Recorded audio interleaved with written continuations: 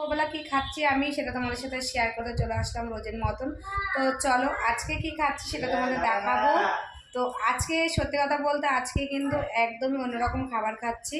তো চলো তোমরা দেখো, আর তোমরা কারা কারা খাও অবশ্যই কিন্তু কমেন্টে জানাবে যে তোমরা কি আমাদের মতো এরকম খাও। তো চলো আমি কি খাচ্ছি সেটা দেখাই, বেশি কথা না বলে, তাই না? তো চলো আমরা খাচ্ছি পান্তা